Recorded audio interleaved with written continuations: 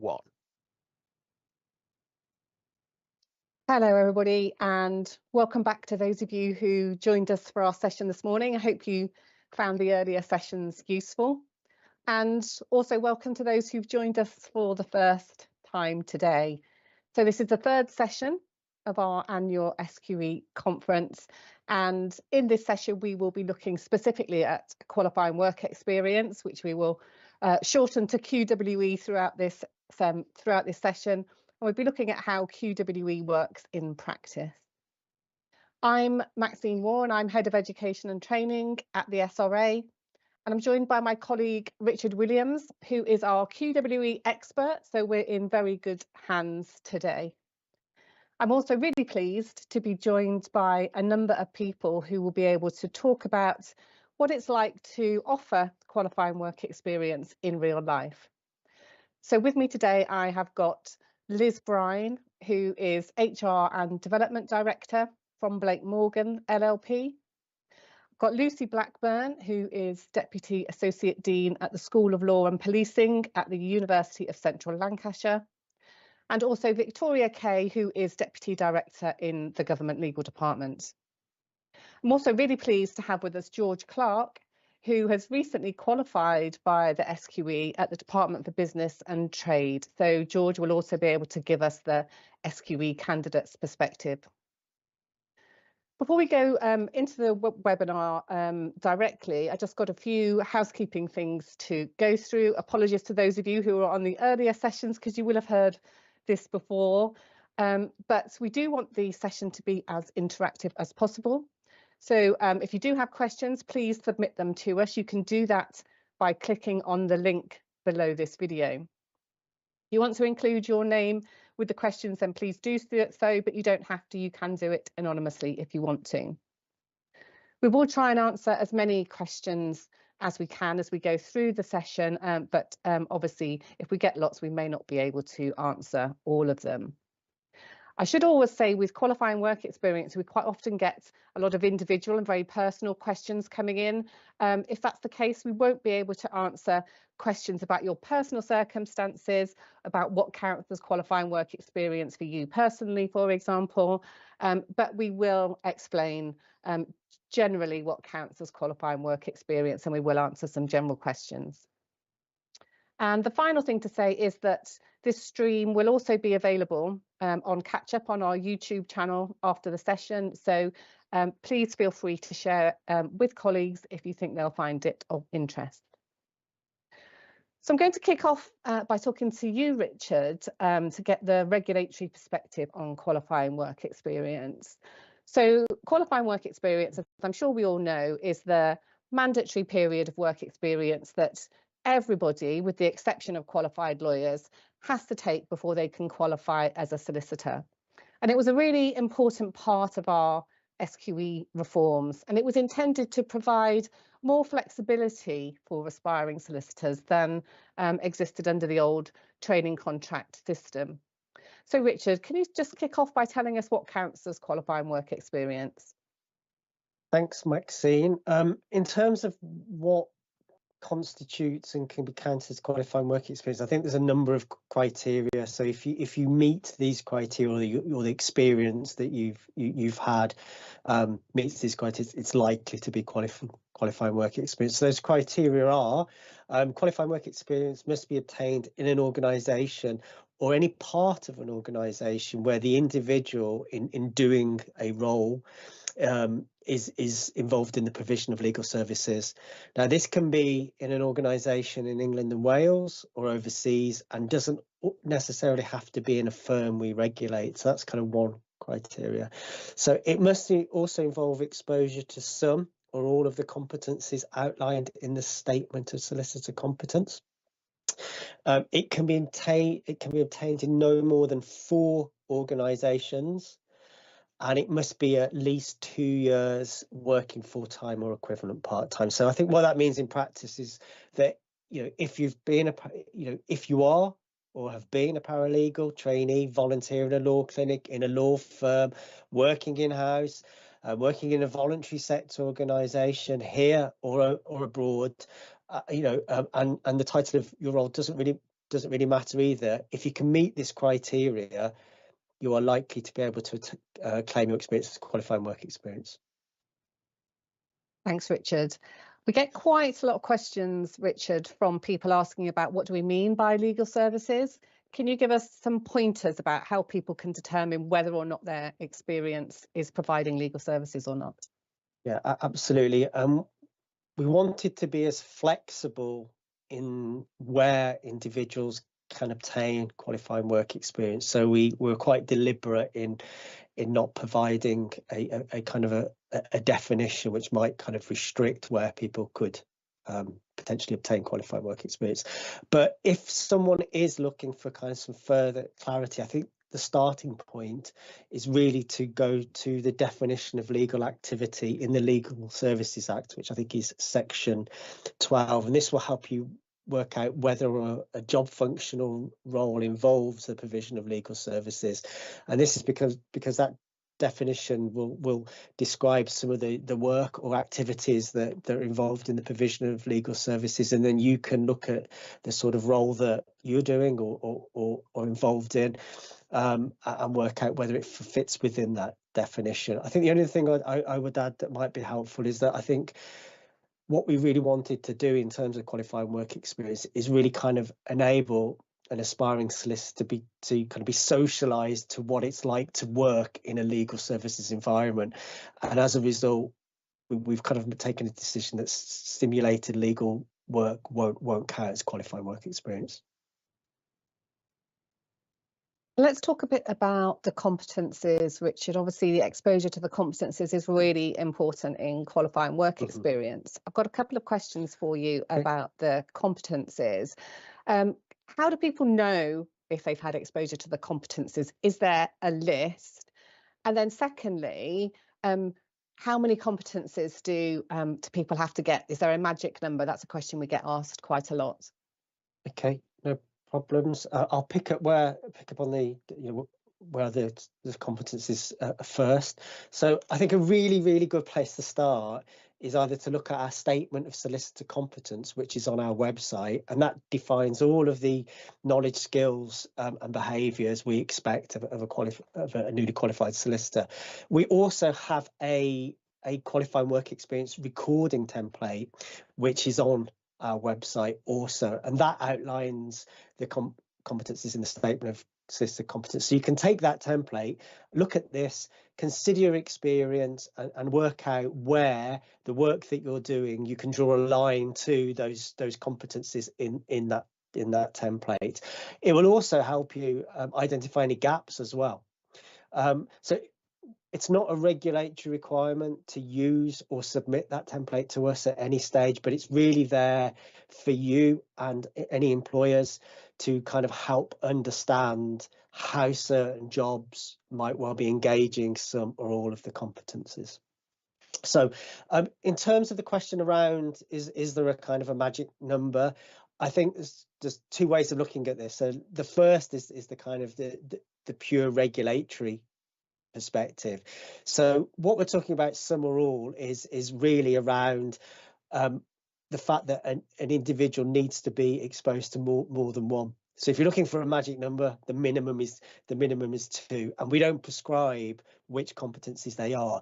But I'm not entirely sure that's what individuals and employers should be, the angle that they should be coming from. I think really going back to the purpose of qualifying work experience, what I said earlier around socialisation, and also the fact that the exposure to these competencies, the knowledge and the skills, is going to give you really a good opportunity to pass the SQE assessments. Then you really should be trying to use qualifying work experience as an opportunity to maximise your exposure to as many of those competencies as possible, rather than just kind of focusing on what's the minimum I need to do here.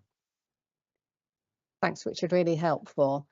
Before I move on to the other speakers, let's just talk finally about how qualifying work experience is signed off, because obviously the sign-off's a really key part of QWE. It's how we at the SRA will know that the regulatory requirements have been met. So tell us how the sign-off works. Yeah, you're right, Maxine. It is really really important part, and one that we take quite seriously in terms of kind of a declaration being made. So in order for an individual's qualifying work experience to be counted, it needs to be confirmed by a solicitor or CULP we regulate. And what that solicitor or CULP is confirming is probably three things, well, two things plus something else. The first thing is that they're confirming that the length of time of the individual's placement is correct and accurate. The second piece of information that they're confirming is that the individual, based on what's been presented to them, has been exposed to some of the, well, to the competencies that the individual is suggesting. And then the third element is that as part of confirming qualifying work experience, we're asking a solicitor or CULP to provide information on whether or not, in their view, there are any character and suitability issues that we as a regulator need to be aware of. Thanks, Richard. And it doesn't have to be a CULP or solicitor in the organisation that the individual is working in, does it? That's just a sign off. That's correct. Going back to that point I made earlier about increasing the range and diversity of organisations where an individual might be able to get exposure to providing legal services and the competencies. Some of those organisations are not going to have a solicitor, or they're not going to have a CULP. So what we recognise in those situations, that if there isn't a solicitor working within the organisation where the individuals obtain their qualifying work experience, they can get almost kind of a solicitor that is external to that organisation to confirm their qualifying work experience, so long as that solicitor has reviewed the individual's work during the period that the individual is claiming and had some sort of conversation to get some sort of feedback from anyone who's involved in the oversight of the individual's work within the organisation. And we get quite a lot of people contacting us, Richard, employers saying they're not sure whether they should sign off somebody in their organisation because they don't think that they're good enough to be a solicitor, or they don't think they've had exposure to many of the competencies. What advice would you give to those employers? Should they still be signing off the QWE? It's a good question, and you're right, we do get this asked quite a lot, and I think it's probably just worth pointing out that if an individual is presenting evidence to suggest that they have met the criteria that I outlined, then qualifying work experience should really be signed off, and we would be expecting a solicitor acting in accordance with their wider regulatory obligations of kind of honesty and integrity to confirm it if it does meet our criteria. But I think people who are in a position of confirming qualifying work experience should be rest assured that if you are confirming qualifying work experience, you are not, as an individual, confirming the suitability of that individual to be a solicitor. Whether or not someone is competent is not part of confirming qualifying work experience. That's the role of the SQE assessments, and that's our role as a regulator. And equally, it's not about you making any judgments about their character and suitability to be a solicitor. We just want to know if there's anything that we should be aware of, and it's our job, again, as a regulator, to make those judgments about whether the information you've provided should stop someone being entering the profession. So, there are safety nets there. So, really, in terms of kind of confirming, it's quite practical. It's about length, confirmation of exposure to competencies. There should be kind of subjective or qualitative judgment of someone's quality as part of confirming qualifying work experience. Thanks, Richard. We will come back to the sign-off for qualifying work experience later in the session when we're talking to some of our other speakers, because I know it's something that people are very interested in. But for now, let's move on to some of our other speakers. Liz, let's start with you. Can you tell us how qualifying work experience works at Blake Morgan? Yes, so we have at the moment supported probably a handful of existing paralegals through qualifying work experience. So they're people that have been in our business that we think, you know, can definitely go on to qualify and have a good long-term career with us. And from this September, we'll be introducing new SQE candidates who will have finished their stage 1 exams before they join us for their period of qualifying work experience. We offer the work experience itself in 2 different ways. So there's a general qualifying work experience, which might look very similar to what you'd expect of a traditional seat rotation system. So people will come in and they will spend 6 months in different practice areas, gaining as much experience as they possibly can.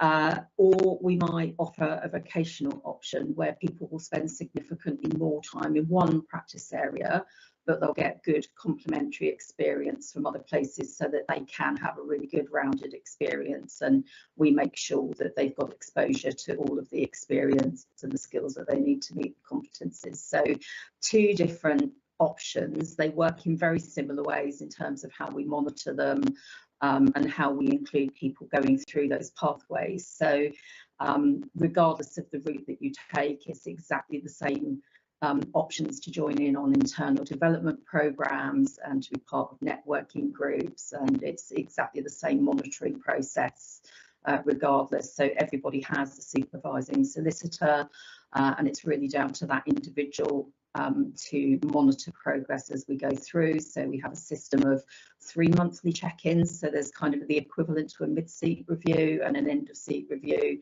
We try to sign things off in 6 months blocks so that we've got a really good understanding of, you know, perhaps where some of those gaps in knowledge and experience might be appearing, and we've got a chance to adjust as we go through, just to make sure that we pick up on anything that you know, might need correcting before the end. We give people a journal to complete, which is very similar to the one that we would have asked a trainee solicitor to fill in.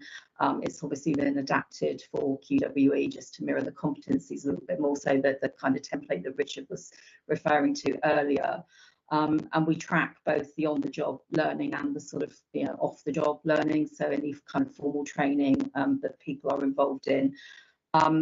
And we have a support structure that underpins all of that. So as well as your supervising solicitor, we're split up across a number of different geographies. So we've got offices in Thames Valley, South Coast, Wales and London, and each area has a sort of regional training partner whose responsibility is to provide career support, but also just to monitor the quality of supervision and just make sure that there's a really good 2-way dialogue, and keep trainees or SQE candidates, you know, up to date with what's going on in the business and anything that might be relevant to processes they'll need to complete as they progress through their work experience. So that's all underpinned by support from our sort of HR and our L&D teams as well. So it looks in some ways remarkably similar to how a training contract would have looked, but just focusing more on the language of the competencies rather than the old training contract system. Thanks, Liz. And actually really interesting to hear that you have people coming through different types of routes, but actually the framework underpinning it is the same, essentially the same, regardless of which routes they're coming through. And we will pick up on that again later in the session, particularly around employers supporting paralegals, and we'll pick up that later in the session. What I do want to ask you, Liz, is when we moved from the old system to SQE and qualifying work experience, how did that work for you in your firm? Did you have to do much to adapt to qualifying work experience?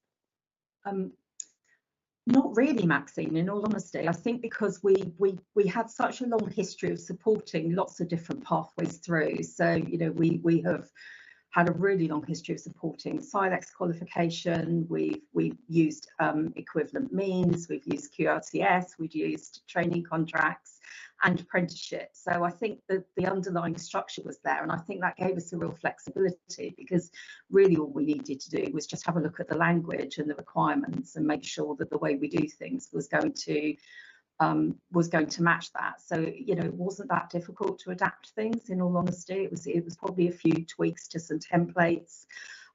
We did initially, I guess, have a bit more concern about the potential for, you know, whether there was going to be more education burden on us to help people, you know, work their way through to SQE2, for example, if they hadn't done that before they came for their work experience. So I think that was probably something that we did pay a bit more attention to. We probably added a couple of different skills modules that we thought might be helpful to people, but you know, they were probably things we would have added anyway, in all honesty. So I'm not sure that they were particularly driven by new requirements. So no, for us really, it wasn't that tricky at all. It was a simple job to just adapt some templates, and you know, the underlying structure was already there.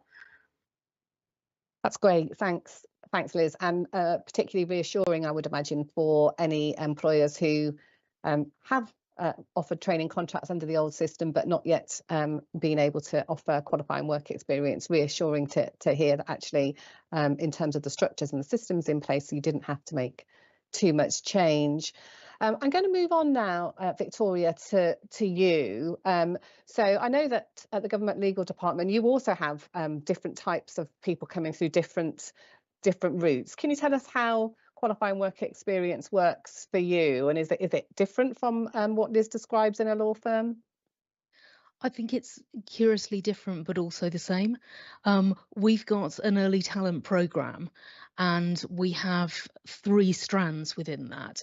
So we have 81 trainees at the moment who are we sponsor to obtain their SQE, and they then do 2 years QWE, which looks very like an old style training contract. So it's, as Liz describes, the moving 6 months and doing that wide volume of the work that we do in government legal departments. We also have 19 graduate solicitor apprentices and 2 solicitor apprentices who are employed by us as paralegals, and we also support them formally under an apprenticeship programme. We also have 120 paralegals, about half of whom are formally recording QWE, and we also support them, but we support them in I think, rather more of a fluid fashion. So it depends on where they are and what they're doing and what sort of work we're able to give them that is QWE, and how we work with them towards completing that. So it moves from the very structured and the very traditional to the slightly more fluid. But I would say that the role profile for our paralegals has been very much designed to support meeting the SRA competencies, because we know that some of our paralegals do want to go ahead and qualify. So we do want to support that where we can. Thank you, Victoria. And we heard from Liz there that her firm didn't have to make many changes to adapt to qualifying work experience. Did you have to make many changes in your organisation when qualifying work experience was brought in? I think it's really for us a change of mindset. So we've had very much the formal route to qualification. So we've had a very long established training contract route, and we've had those formalistic ways that we know that people are qualifying. So having the large number of paralegals that we have who want to qualify and want to record QWE, it's not intrinsically different work necessarily. It's just recognising that that isn't as formal, and also recognising that some people might make a later decision to record QWE than we are used to, which feels a little bit like catching up with people's career aspirations. So I think it's mindset. It's not different in what we offer and how we supervise, how we sign things off. I think it's just how to support the different strands as well, and being really clear on the support we're providing for people. So I think different mindset rather than anything else. Thanks, Victoria. Really interesting. I've got one more question, Victoria, for you before we move on to one of the other speakers. Now, I understand, Victoria, that you're a senior QWE champion, and I'm really intrigued as to what a QWE champion is. So can you tell us about that, please? Yeah, absolutely. I mean, what it means is that I work with others of our champions, so it's a number of people across the business who are used to working with our paralegals principally, who are recording QWE, and one of our roles is to think about what our policy should be, and thinking about what we sign off as QWE, when we sign it off, and who's the person who signs it off. So who in the business can do that. The champions report into our early talent steering group, and also as champions we work together with, we have paralegal champions, we have apprenticeship champions, and we also have our traditional training principles. So it's working with all of those to make sure that we're offering something that is coherent for everybody. It may be different, but it should be coherent across the business. And also actually the practical offering of help and assistance to people who are getting used to signing off QWE, so who may never have touched signing off for trainees or things like that. So we work and just offer a bit of practical help and support there. Sounds Sorry, great. there's a lot of champions in that, I do appreciate. Sounds like a great idea, Victoria. Thanks for sharing that. I'm going to move on now, George, to you. So as I said at the beginning, you recently qualified as a solicitor at the Department for Business and Trade. Can you tell us how did you get your QWE? Yeah, absolutely. So I worked for a little over 4 years as a paralegal, working for the government legal department. As a paralegal, I actually worked primarily in the team providing advice to the department for levelling up housing and communities. So that's where all of my QWE came from. That was primarily an advisory team, or what might be more commonly referred to as sort of non-contentious work. That involved various things like research tasks. I would draft advice quite often in relation to grant schemes and grant funding agreements that we had responsibility for. I was doing last minute checks of secondary legislation, and I even was lucky enough to do a little bit of drafting of secondary legislation. And then I also had responsibility for laying that secondary legislation before Parliament.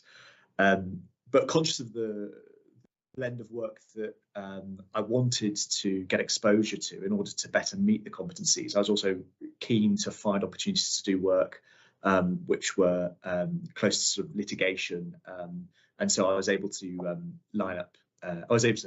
help out with some freedom of information cases that went to the first tier tribunal, and a judicial review case as well. Yeah, and then in terms of sort of how I got that QWE, I think another element to talk about is the fact that very early on GLD put together a QWE policy that was really helpful in that it supported me having that conversation with my line manager and colleagues to explain what QWE was and why I wanted to record it.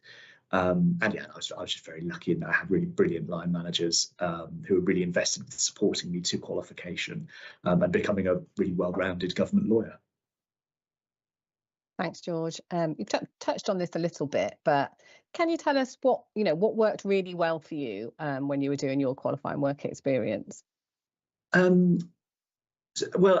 this is going to echo something that Richard mentioned, but very early on, I just had a really close look at the solicitor competencies, and I used that to inform the objectives that I was setting for myself with line managers, and that also provided an opportunity to discuss with managers and colleagues the sort of work I wanted more exposure to. So that's how I was able to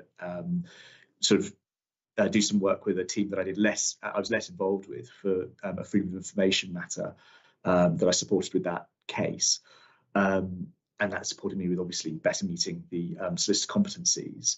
I think one thing that I really enjoyed is that unlike legal trainees who typically would do 4 seats for 6 months in different departments, I was a paralegal in one division, and I think it's brilliant to be able to move around. But one of the advantages of being in one place for a real length of time was that I was able to gain particularly in-depth knowledge of some of the legal issues that were specific to our client department.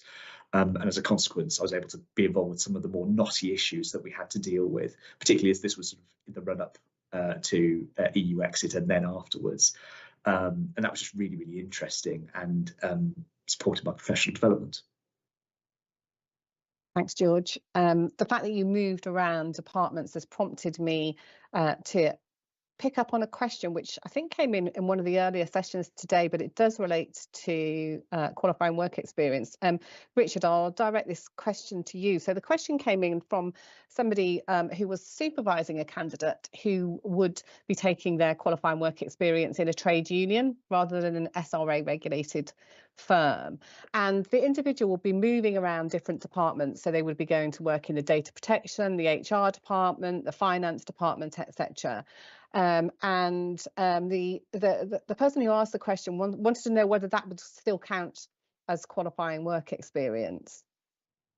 Yeah, I think it's a really good question. I think I'll go back to what I said around our criteria. So any experience can count towards qualifying work experience, whether that is within one organisation or, as George has said, moving about different parts of an organisation, so long as that experience is involves the delivery of legal services and engages some or all of the competencies. So, for example, it's highly unlikely that someone working in a pure IT function in a law firm is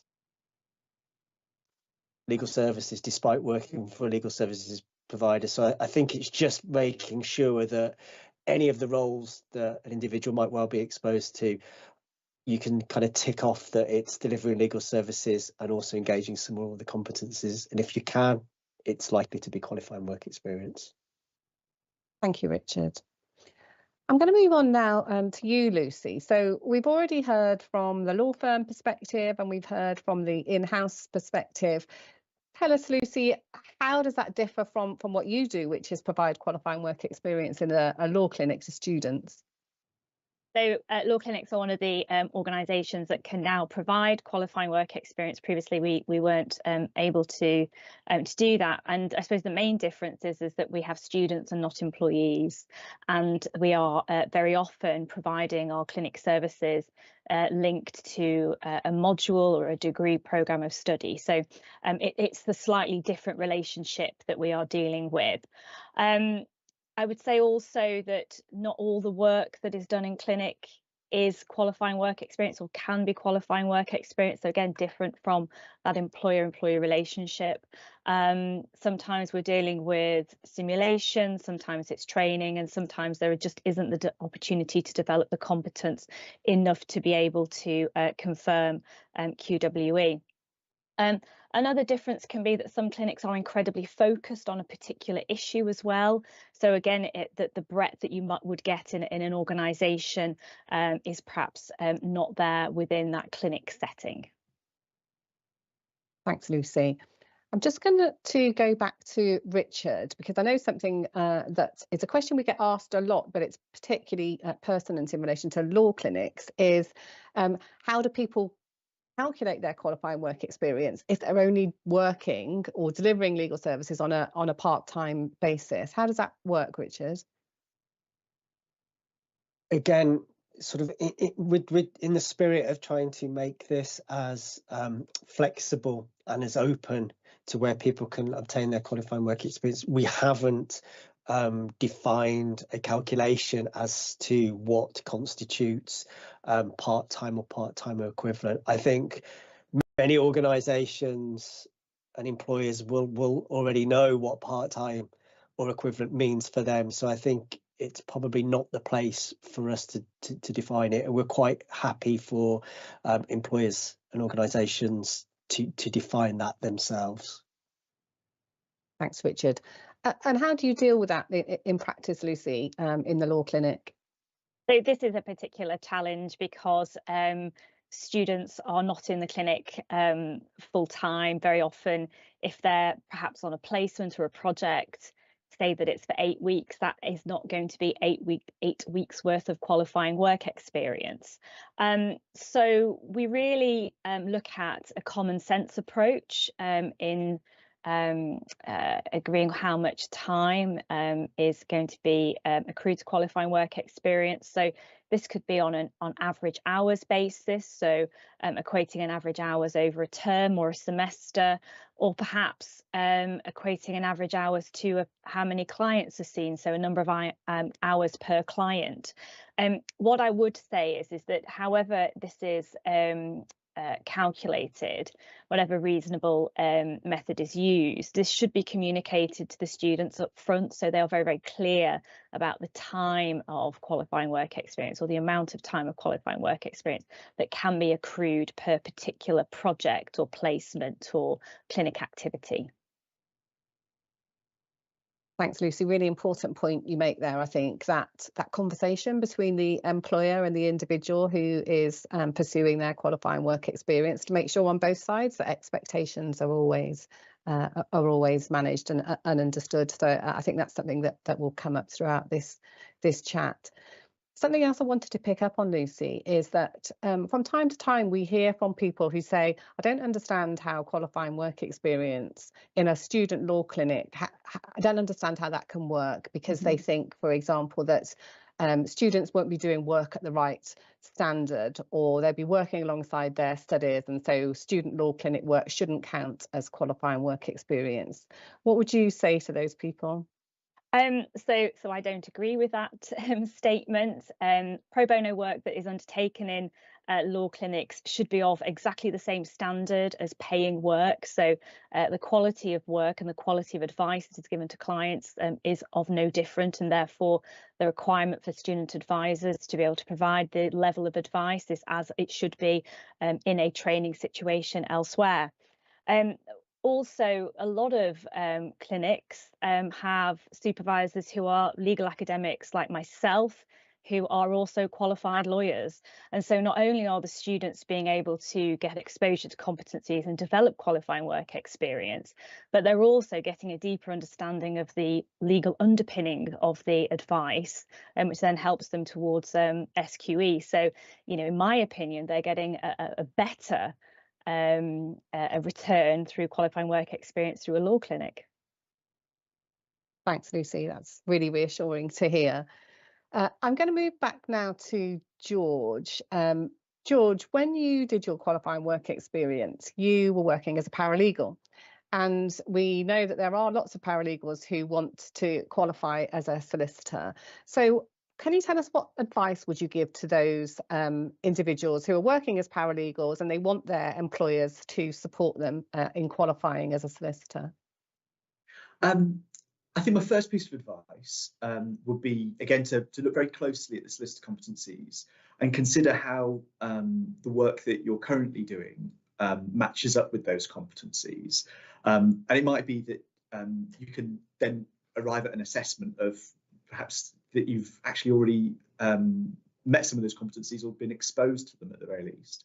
And I would also consider whether some of the competencies are actually quite pervasive through all of the work of a paralegal. Most obviously, questions of ethics, professionalism, and judgment, I think, crop up everywhere. Similarly, working with other people would be an area where you'd imagine that would crop up in a number of different tasks. And then, having done all of that and having sort of rolled the pitch a little bit for yourself, I would then open that discussion with your employer or your line manager to explore the fact that you want to record and register your QWE, and do that ahead of time, and then you can work through any concerns that they might have. I certainly found that the resources on the SRA website were really, really useful for that purpose. I was helped by the fact that there was already a QWE policy at GLD as well, but being able to refer people to the SRA website and say, well, this is what it says on the SRA, was really, really useful. So that would be my initial advice. Thanks, George. So again, that theme of the discussion and the conversation between the employer and the individual, really important. And thank you for saying that the SRA resources were very useful. That's great feedback and useful to know. I want to turn to you, Victoria, as an employer of paralegals. Again, we hear from employers sometimes who do have paralegals working in their business. But the employers are reluctant to support them in their journey to qualify as a solicitor, and also reluctant to sign off their qualifying work experience, because they say they don't want them to take on a solicitor role in their firm, or they don't have a solicitor role in their firm or organisation for that individual. What would you say to that?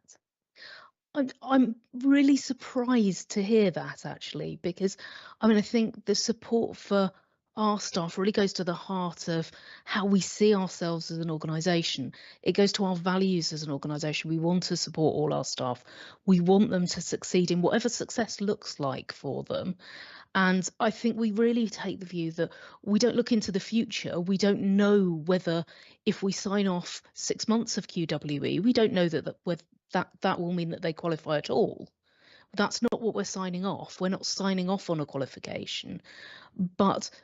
And we don't know if someone does qualify, whether they will stay with us. And that may be their choice. That may be because we say, actually, we don't think you're suitable for a qualified role. And they may be perfectly happy staying on in a paralegal role. We don't know. We can't look into the future there.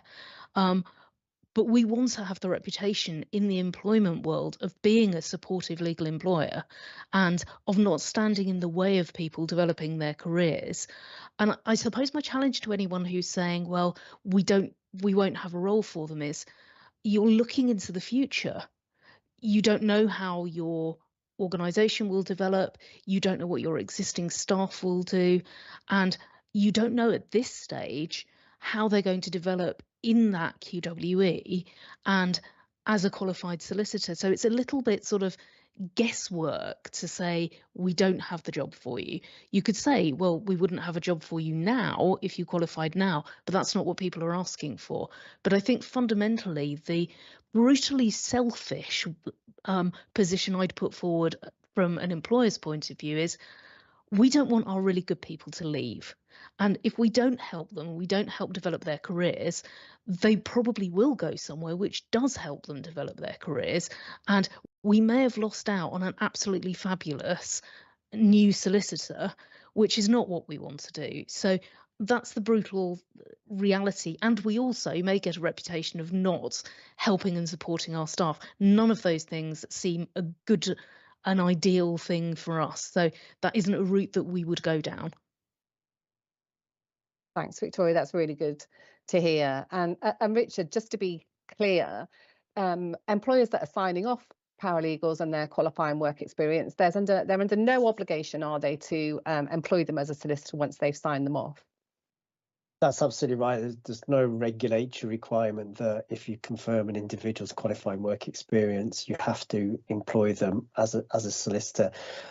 As Victoria's kind of alluded to, it's really a decision for the employer. They can decide whether to employ them as a qualified solicitor, or that they kind of carry on employing them in the role that they had. So I think I just wanted to pick up on a point that Lucy made, because I think it is really, really important, and that is that kind of concept of transparent and open communication. So I think, in terms of our expectations and probably good employment practice, I think if it's really important that employers have kind of early, open and honest conversations with individuals about whether or not there is going to be a qualified solicitor role at the end of any kind of qualifying work experience that they might be undertaking. So I think I just wanted to point out that. And then my only other point really quickly is that if a firm decides to continue to employ an individual who's qualified through the SQE in a non-solicitor role, for example, continue to employ them as a paralegal, they will still need to comply with our regulatory requirements for solicitors. So the individual will, for example, require a practicing certificate and will need to comply with their continuing competence obligations. Thanks, Richard. And one other thing I just want to clarify, Richard, is if qualifying work experience has taken place, even if the employer doesn't want to sign it off, they do have to, don't they? Yeah, absolutely. If it meets our criteria, then our expectation is that confirming solicitor will sign off qualifying work experience, and that should happen more times than it doesn't. However, I just wanted to quickly point out perhaps where it might well be legitimate for a confirming solicitor not to confirm qualifying work experience. So qualifying work experience can be claimed from a current role or can be claimed retrospectively from a previous role.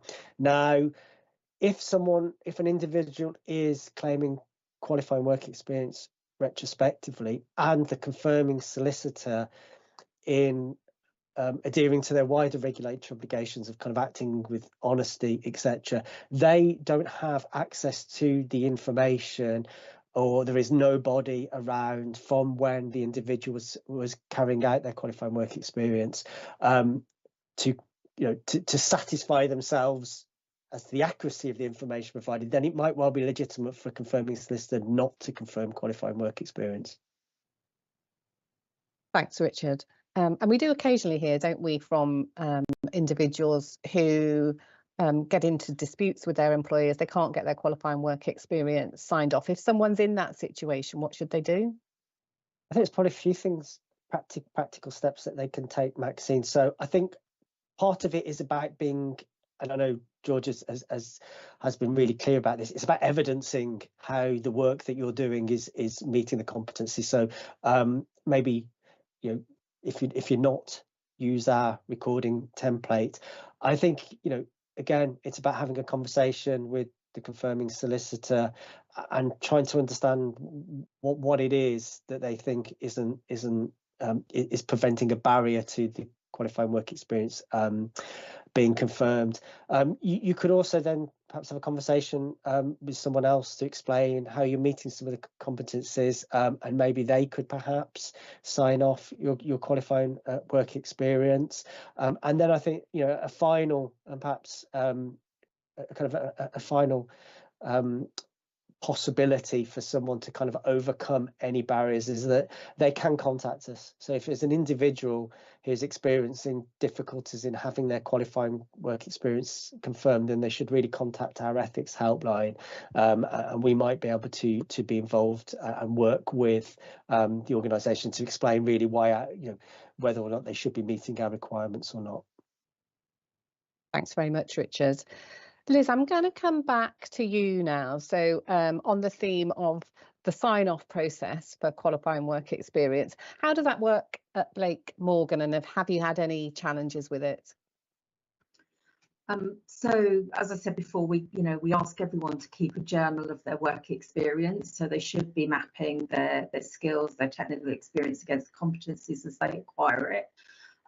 We ask them to make sure that that's reviewed very regularly with their supervising solicitor, and we try to sign it off in 6 month blocks where we can, so that we can just revise and adjust plans if we need to, because we've spotted gaps in knowledge, etc. But in terms of the sort of overall, the HR team would normally then support the supervising solicitor just to make sure that that individual has demonstrated the required competencies, that there aren't any character or suitability issues. We normally ask the supervising solicitor to provide a statement that it's an accurate summary of the work experience that someone's been involved in, and they can verify that that's reflective of the level of exposure they've had to certain skills and experience, for example. And then ultimately, because we have supported so many routes over a period of time, we still ask our training principal, or partner was acting as our training principal, to review applications for admission at the moment, regardless of the way that individual's getting there, because we've still got quite a period of transition that we're working through with different possible routes through at the moment. So we found that piece relatively straightforward. I think our challenges come, and like George, we found the SRA guidance and the videos very, very helpful, and it's been useful to be able to point people to those if there's been any kind of conflicting understanding of where we are and where we aren't. I think the challenge comes when that's somebody who was with you for a period of time now realises they want to claim qualifying work experience, and perhaps, as Richard was just saying, the person that was supervising them isn't with you anymore, so you just don't have somebody readily available that can, you know, can sign that period of time off. Or perhaps we can't get at the information we need because the journal wasn't kept at the time. It's much more of a retrospective application, and those obviously would take a lot more time, potentially, just for us to satisfy ourselves that we were signing off an accurate representation of the experience that somebody got. And we still want to take that bit very, very seriously. You know, although we know we're verifying the time and not necessarily the suitability to be a solicitor, I think it is still important to us that, you know, we are actually signing off on an accurate record of what somebody's done. Thanks, Liz. And I picked up there, Richard, that Liz says in her firm they still have a training principal, which of course is absolutely fine, but that isn't a requirement under the SQE system, is it? That's absolutely right. You know, there isn't any regulation saying that anyone who's providing qualifying work experience has to have a training principal. Thanks. Let's move to you, Victoria. How does the sign-off process work for you? And again, the same question, any challenges with it? I think, again, I'm going to make common cause with Liz on this. Much the same. We make available to everyone who's wanting sign off on qualifying work experience an online platform to record that, and that should track against the SRA competencies, so people can look as they're going along how they're working against the SRA competencies, what they're getting experience of. I think in terms of challenges, as Liz has said, those retrospective applications, occasionally people have left the organisation even and have said, well, we didn't want to record QWE then, but now we do. And with the passage of time, the person who would naturally have signed off may have moved on. We won't necessarily remember. I think, again, as Liz has said, we take the responsibility of signing off really seriously. And I think we also take the view that the obligation is on the individual. It's the person who wants to record that QWE who needs to come to us with their record, rather than us being expected to recreate what we think that they might have done in that experience, in that time, because that'll take us a long time and we won't necessarily get to the right answer. I think we've sometimes experienced a slight mismatch in understandings of what QWE is. So I think we take a broader view of what case handling is, but I don't think it is necessarily opening the post or booking travel and things like that. And sometimes we have people saying, well, I did quite a lot of that. So it's sometimes there's taking some hard lines on that, but actually really working with people. One of the problems I think not problems, it's a challenge that we have, is that we have a very mixed population of qualified lawyers. So we have a number of barristers who work in-house for us, and we have a number of people who are qualified abroad. So sometimes finding the right person to do that sign off and make sure that they get the right knowledge of what that individual's been doing. And I think we're getting better and sharper at making sure that that's in place right from the beginning, and making sure that we can say right from the beginning to someone, are you likely to want to record QWE? And even if you think it's a remote possibility, why don't we get it signed off right now? Because that will prevent us having an interaction later. So sign off early. Even if you think you might go nowhere with it, it doesn't hurt people to get QWE signed off, even if they don't proceed with it at all. So that's how it works with us, and that's a little bit of the challenges that we have. Thanks, Victoria. Really good advice there, I think. Lucy, same question to you. How does the sign-off process work for you at the Student Law Clinic? I think this is where law clinics have it slightly easier than firms. By the very nature of clinic work, you are working quite closely with your student supervisors as the supervising solicitor. So it's a lot easier to keep a track of the activities that they are doing. So I would say that's one of the real strengths about clinics. One of the challenges that we have, and it's kind of echoing around here, is that students in the clinic they might not be registering their QWE from the clinic with the regulator straight away. So what we have to make sure is that we have processes in place so that if a few years down the line an email comes in to say, can you confirm this, that we've got robust record keeping, so we can be very sure that we can confirm QWE accurately. We make sure as well that we are very clear mapping our clinic activities with the statement as list of competence as well, so that it's very clear again what is being offered and what can't be offered in a clinic setting. Thanks, Lucy. And whilst we're talking to you, we've had a question in from somebody who's asking, if a work placement is undertaken as part of an undergraduate degree and that's being considered as qualifying work experience, how long should the solicitor confirming that period of qualifying work experience retain the records for?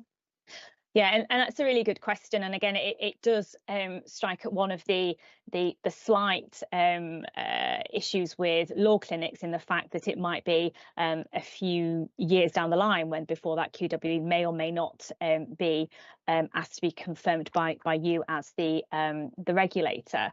Again, this is where these open, upfront, managing expectations with students really comes to the fore. Tell your students how long you are going to keep records for. I mean, reasonable record keeping time, possibly, I don't know, 6 years, but again, making sure it's reasonable, but saying to the student that after that period of time, you may struggle being able to accurately confirm qualifying work experience, and then the onus is then placed on the student to be able to provide the logs or the records to confirm that. Also, what we would suggest is that for law clinics, there's almost an internal confirmation process where something might be provided to the student to confirm within the confines of the law clinic that they have accrued X amount of time and qualifying work experience. And then at a later date, a student could bring that back as demonstrable evidence that they have accrued a certain period of time. Thanks, Lucy. Richard, did you want to add anything to that?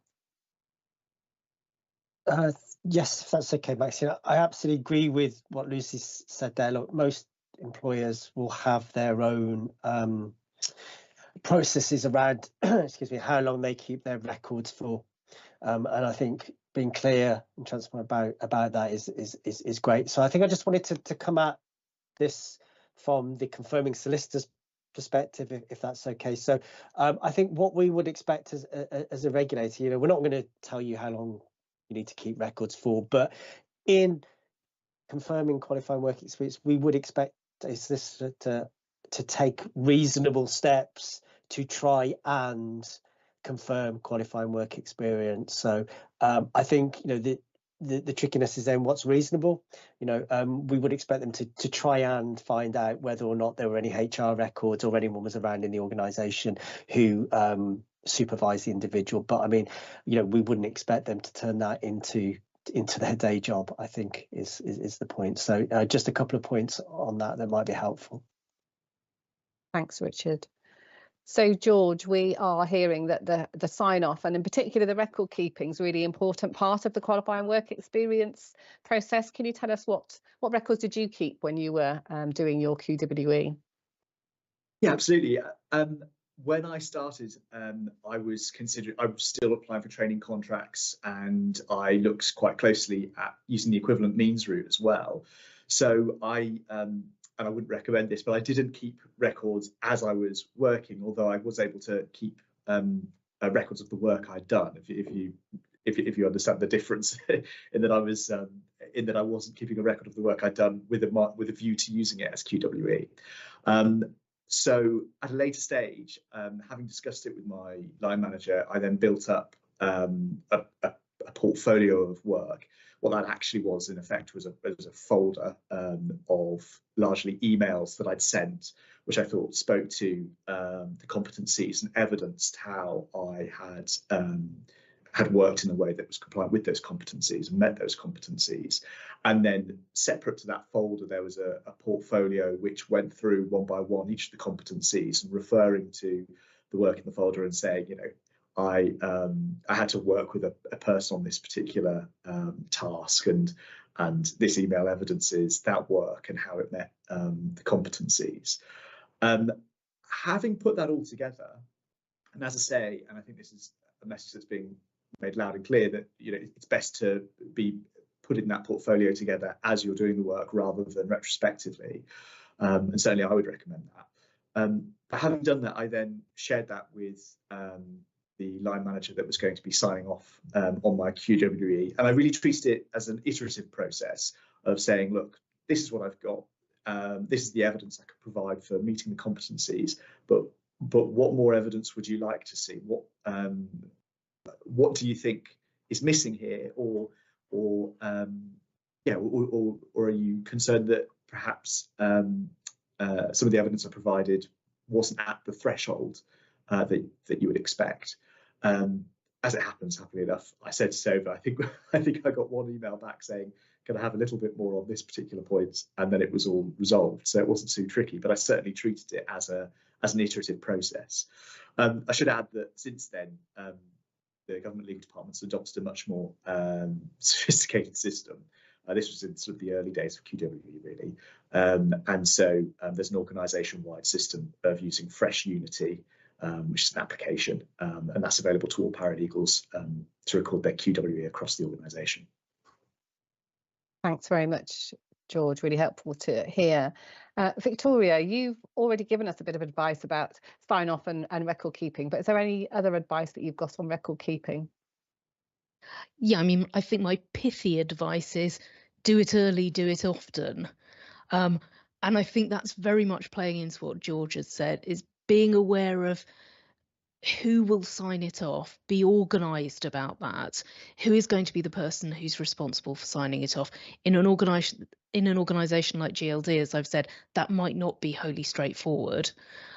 So work out who that's going to be, work with them to get it signed off, and don't sit on it. Don't treat it as something that you can put off and put off and put off. It's important because actually it's the important part of qualifying. You won't be able to qualify without your QWE signed off. So get it done as an iterative process. There's no reason that anyone should be leaving it, even in the same organisation, until the end of 2 years. I would just do it on a regular basis and get sign off very regularly and get confirmation very regularly that that is QWE, someone will sign it off. That's good advice. Thanks very much, Victoria. And Lucy, any advice from you on record keeping? I think this is where there's very little difference between clinics and firms. Everything which has been said previously is exactly what I would endorse. Just making sure that it's recorded contemporaneously, so there can be no disputes at a later date as to what was or wasn't recorded. Can't add anything else. Thanks, Lucy. And as we're talking about record keeping, Richard, we do have an SRA template, don't we? Yeah, it's on our website as part of a kind of wider resources people have referred to. So yeah, it can be found online.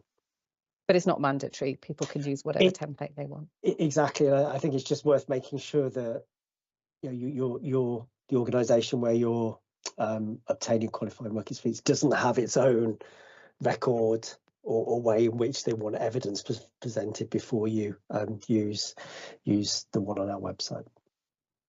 And also, just to be clear, Richard, I think you may have mentioned this already, but just to be clear, training records don't have to be sent to us at the SRA, do they? No, they don't have to be sent to us.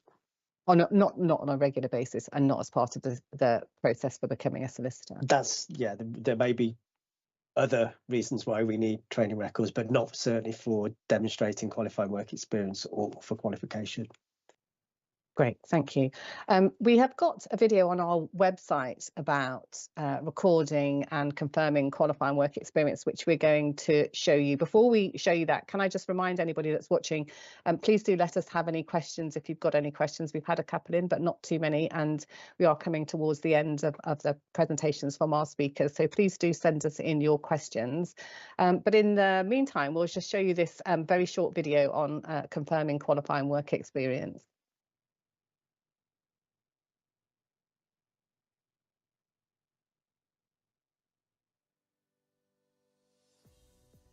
Log into your MySRA account and go to Start a New Application. Search for the application or type in Notify. Select Notify us of your qualifying work experience. Once you are ready to start, click Record Work Experience. Please check all boxes to confirm you have read and understood each statement. Click Continue. Now provide the organisation details by searching for their name or SRA ID number. Select the organisation and click Continue. Now confirm the office you have worked at. Click Save and Continue. Now select the type of employment. Click Save and Continue. Fill in your start date, end date, and confirming if it was full-time, part-time, and how long it was for. Now click Save and Continue. Enter the solicitor's name or SRA number. This must be a solicitor of England and Wales. Now click Save and Continue. This is the summary page of your application. Now before you submit, you have the opportunity to edit each section, and when you're ready, click Save and Continue. Click I have read and understood the declaration, then click Submit. Your application has been submitted and a notification has been sent to the appointed solicitor. Once they have confirmed, you will receive an email notification confirming the results. When confirming qualifying work experience, you will receive an email asking you to log into your MySRA account and review the requests. Once you are in your MySRA account, you will be taken to the Actions page. You can also navigate to this page via the Actions tab within MySRA. Click on the relevant application and click Review the Requests. You will be asked to confirm a period of time for the applicant. Once ready, click View under Actions and read their application. Please also confirm any character and suitability issues, if any. Once you have read through the application and you're satisfied, click I have read and understood the declaration and click Confirm Period of QWE. Now that the application has been granted, the applicant will receive a notification confirming the results.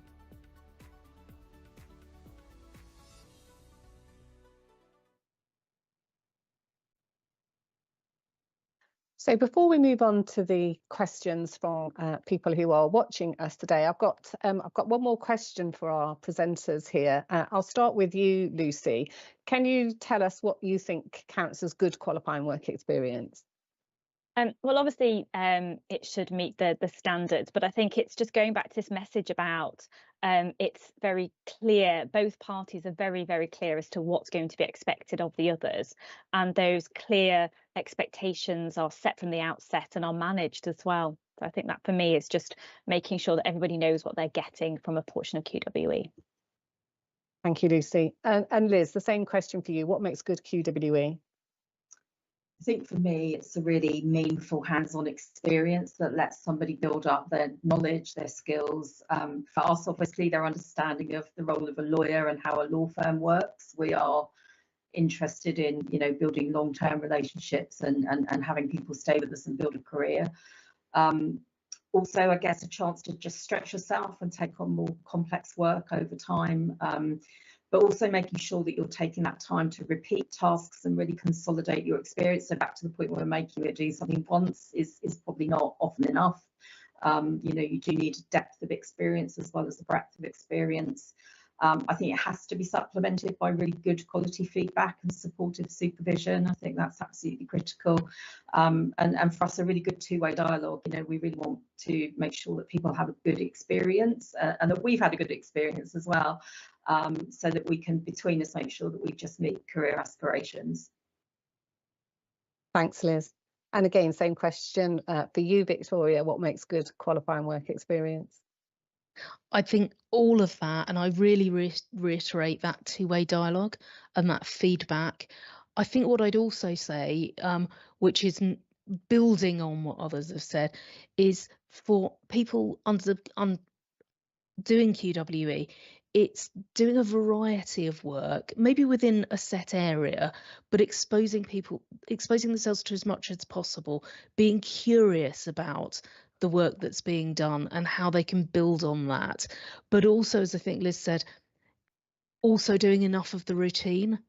The complex doesn't mean as much if you haven't got that bedrock of routine knowledge and experience. So it's building up from there. So all of that being clear that it's QWE, the dialogue, and doing as much variety and tempering routine with complex and complex with routine. Thanks, Victoria. And then finally to you, George, the candidate perspective, what makes good qualifying work experience?